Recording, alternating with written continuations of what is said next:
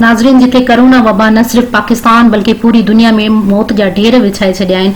इन जे ख़ौफ़ खां माण्हुनि जो जीअण बि जंजाल थी वियो आहे। जिते माण्हुनि जी मौत ऐं ज़िंदगी जो सवाल आहे, उते कब्ज़ाखोर माफ़िया माण्हुनि जो जीअण जंजाल करे छॾियो आहे।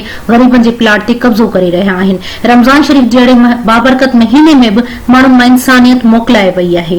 रिपोर्ट सैयद अब्दुल रहमान शाह जे मुताबिक़ अॼु खां 8 ॾींहं पहिरीं हिकु ग़रीब गुलाम मुस्तफ़ा कुंभार जंहिंजे प्लाट ते बिरादरी जे कुझु ताक़तवर माण्हुनि कब्ज़ो कयो हो। जिते गुलाम मुस्तफ़ा उमरकोट प्रेस क्लब जे आॾो एहतजाज कयो, पर प्रेस क्लब जे कंहिं बि सहाफ़ी या चैनल इहा रिपोर्ट न हलाई सिवाइ सबको न्यूज़ ऐं वाक़ा अख़बार जी। ऐं उमरकोट सेशन कोर्ट में भी गुलाम मुस्तफ़ा एप्लीकेशन जमा कराई आहे ऐं कोर्ट पुलिस के प्लाट जी इंक्वायरी करण ऐं कब्ज़ो कंदड़नि जो कम रोकण जे लाइ नोटिस मोकिलियो आहे, मगर उमरकोट जी पुलिस को भी कदम न खयो आहे। हिन रमज़ान जे भलारी महीने में रोज़ो रखंदड़ गरीब बेसहारे गुलाम मुस्तफ़ा हर कानूनदान ऐं अमलदार अॻियां मुसलसल दाहींदो रहियो आहे। अॼु सबको न्यूज़ जे उमरकोट जे ऑफिस ते गुलाम मुस्तफ़ा अची पंहिंजा मौक़िफ़ ॾींदे चयो त कंहिं बि सियासी समाजी सहाफ़ी मुंहिंजी मदद कोन कई आहे, खुदारा मुंहिंजी मदद कई वञे। कोर्ट वियसि, उतां खां ही एप्लीकेशन वरिती ऐं ही नोटिस वरितो ऐं सिधो आउं थाणे ते वियुसि। जेके थाणे जो अमलदार हो उन सां मुखातिब थियुसि।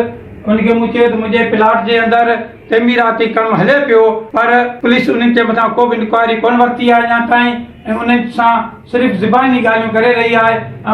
ऐं उते जॾहिं वरी मां वापसि वियुसि त उन्हनि माण्हुनि मुंहिंजे मथां वरी मूंखे मौत मार धमकियूं ॾेई रहिया हुआ ऐं मूंखे घटि वधि ॻाल्हाए रहिया हुआ।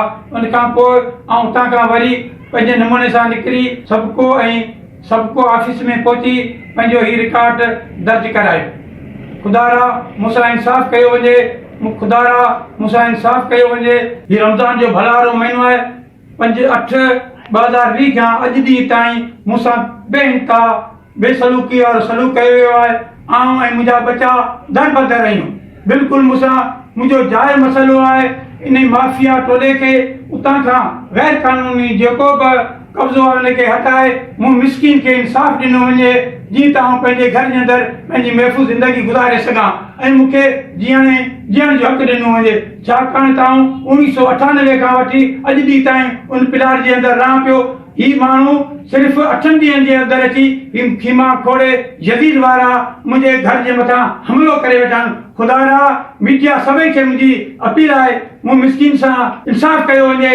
ज़िले हुकूमत खे बि अपील आहे त मूं सियासी जेके माण्हू आहिनि उन्हनि सभिनि खे मुंहिंजी इल्तिजा आहे, खुदारा मूं मज़लूम सां इंसाफ़ कयो वञे।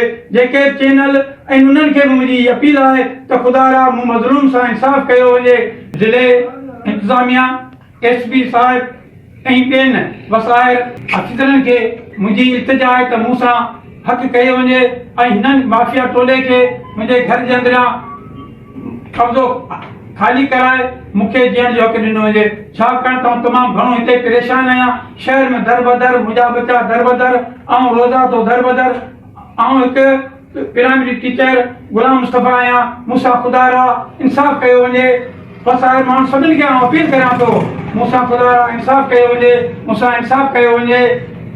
सियासी जेके ज़िले इंतिज़ामिया आहे उनखे बि आउं अपील करियां थो, मुंहिंजी मौजूद बिरादरी कुमार बिरादरी खे मां अपील करियां थो त मूंसां इंसाफ़ करो, मूंसां इंसाफ़ करो। मूंखे पंहिंजो हक़ ॾियो, मूंखे जीअण जो हक़ ॾियो।